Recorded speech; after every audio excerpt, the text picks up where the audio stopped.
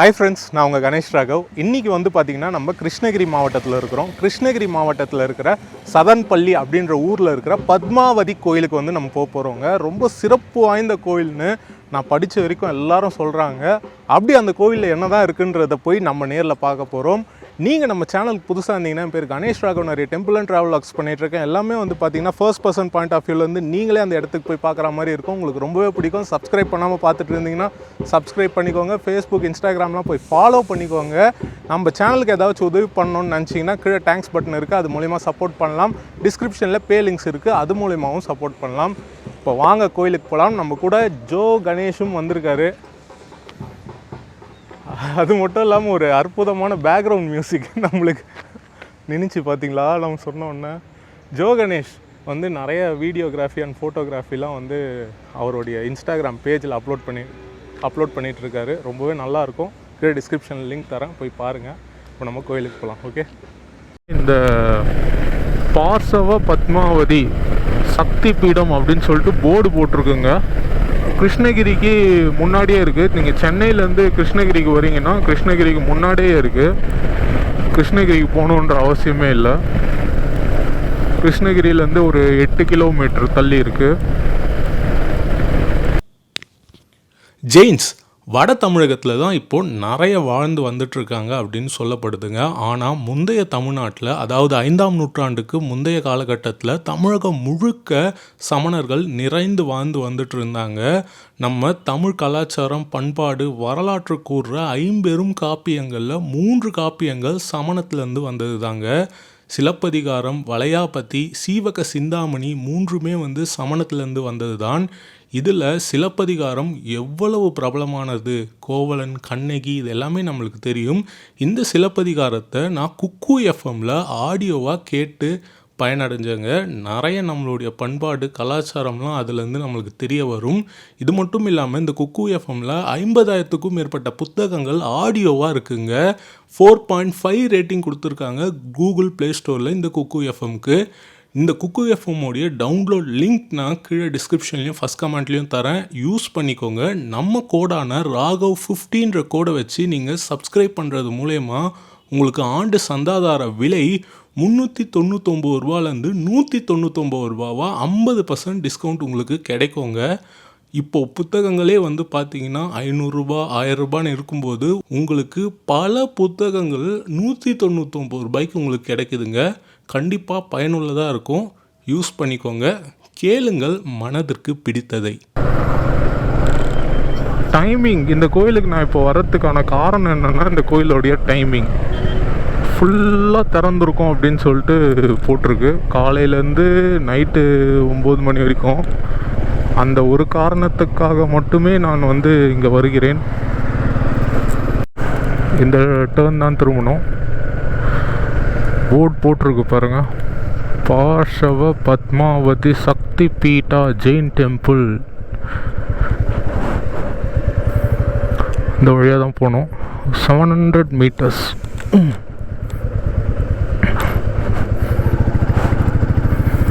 எப்படி இருக்குன்னு போய் பார்ப்போம். ஜெயின் டெம்பிள் எப்படி இருக்குது, என்ன பண்ணிகிட்ருக்காங்க அப்படின்னு சொல்லிட்டு. புதுசாக இருக்க ஜெயின் டெம்பிள், நம்ம பழைய ஜெயின் டெம்பிள்லாம் வந்து பார்த்துருக்கோம். பள்ளம். இந்த புதுசாக இருக்க ஜெயின் இங்கேருந்தே தெரியுதுங்க, சூப்பராக இருக்குது.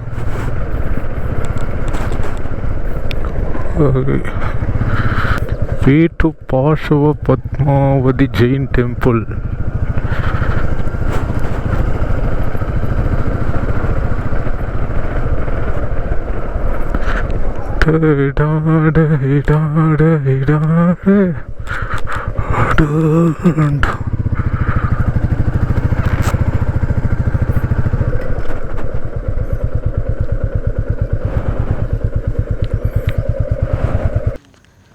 வந்துட்டோங்க இந்த இடத்துக்கு. நிறைய பேர் இங்கே வராங்க. பார்ஷவ பத்மாவதி ஜெயின் டெம்பிள். பார்ஷவ பத்மாவதி யாருன்னு கேட்டிங்கன்னா, ஜெயினிசமில் 24 தீர்த்தங்கரர்கள் இருக்காங்க. அதில் 23வது தீர்த்தங்கரரான பார்சவநாதர், அவருடைய யக்ஷினின்னு சொல்லுவாங்க. அவங்களுடைய காவல் தெய்வம் அப்படின்னு சொல்லிட்டு சொல்லுவாங்க. அவங்களுக்கு பாதுகாப்பாக இருக்கிறவங்கன்னு சொல்லுவாங்க. அவங்க தான் இந்த பத்மாவதி. இவங்களை பற்றி நான் ஆல்ரெடி வந்து 2-3 வீடியோஸ் ஜெயின்ஸ் பற்றி போட்டிருந்த வீடியோஸில் சொல்லியிருப்பேன். இவங்க எப்படி அவங்களுடைய வரலாறுலாம் நான் சொல்லியிருப்பேன். அது தெரிஞ்சுக்கணுன்னா கீழே டிஸ்கிரிப்ஷனில் லிங்க் தரேன், போய் பாருங்கள். இப்போ நம்ம இங்கே உள்ளே போகலாம். நடுவில் அழகாக தாமரை குளம் இருக்குங்க, அதை நான் காட்டுறேன்.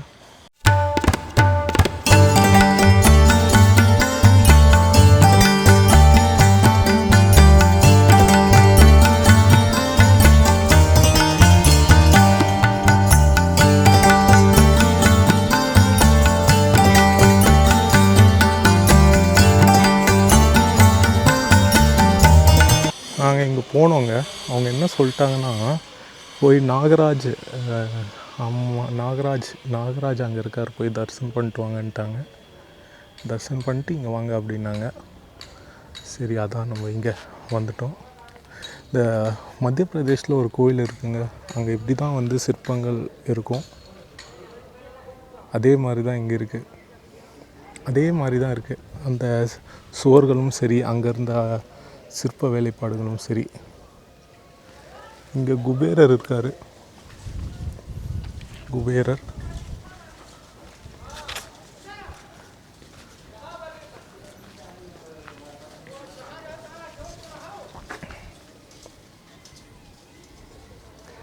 நம்ம போகலாம். அப்படி இங்கே ஏதோ பெருசாக கோட்டை மாதிரி கட்டுறாங்க. பேஸ்மெண்ட் பாருங்களேன் எப்படி இருக்குது, அவ்வளோ ஸ்ட்ராங்காக. இந்த பாகுபலி சிலை மாதிரி எதனா கட்டுவாங்க போல். பெங்களூர் பக்கத்தில் கர்நாடகாவில் எங்கேயும் இருக்குல்ல பாகுபலி சிலை, அந்த மாதிரி ஏதோ ஒன்று கட்டுறாங்கன்னு நினைக்கிறேன், என்னன்னு தெரில. இங்கேருந்து பாருங்கள், நல்லா தெரியுது இந்த ஆர்கிடெக்சர். பெண்களுடைய நர்த்தனங்கள், அவங்க இதுவெல்லாம் இருக்குது. தீர்த்தங்கரர்கள்.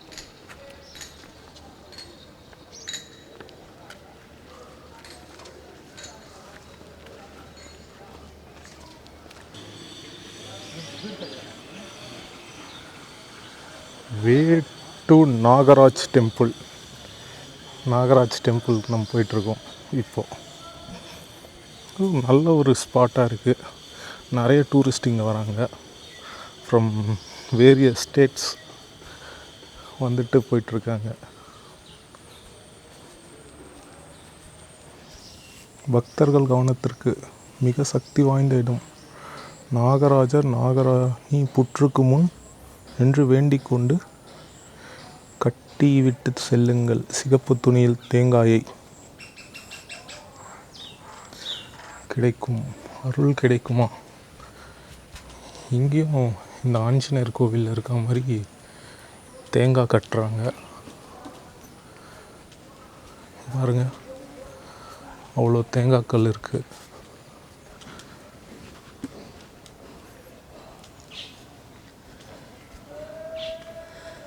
இதுதான் வந்து பார்த்திங்கன்னா புற்று, நாகராஜன் நாகராணி புற்று.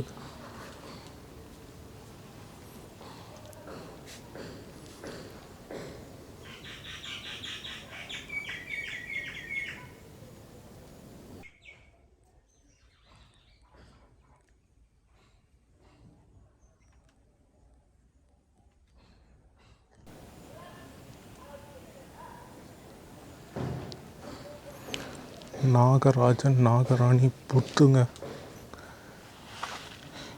இங்கே நாகங்களுடைய சிலைகள்லாம் இருக்குது. இங்கே பாருங்கள், ஒரு பாம்பு தோல் அதை கேப்சர் பண்ணி வச்சுருக்காங்க. நம்ம சுற்றி வருவோம்.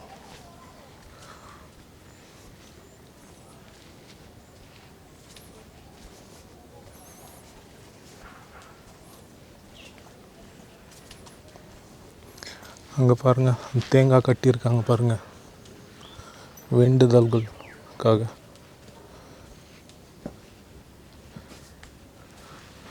எடுத்து போட்டிருக்காங்க.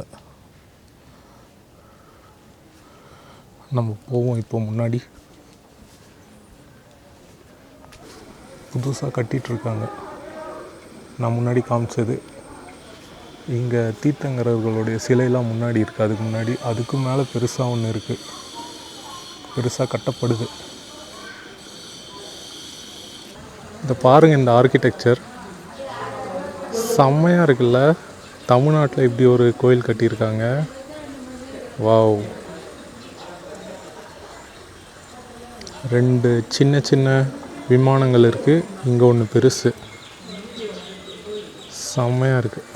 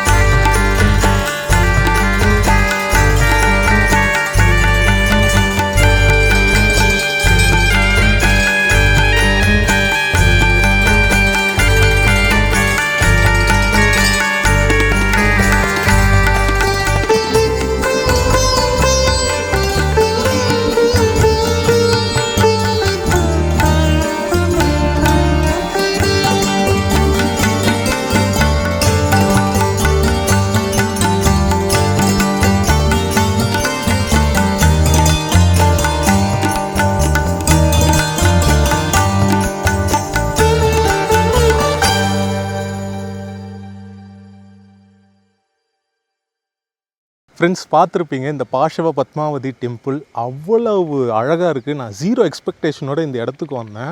பிரமிப்பாக இருக்குங்க. இவ்வளோ விஷயம் பண்ணியிருக்காங்க இந்த கோயிலில். அவ்வளோ பிரம்மாண்டமாக இருக்குது, அவ்வளோ அழகாக சிற்பங்கள்லாம் இருக்குது. உள்ளே வந்து அந்த மெயின் டெம்பிள்குள்ளே அப்படியே கண்ணாடியிலே இழைச்சிருக்காங்க.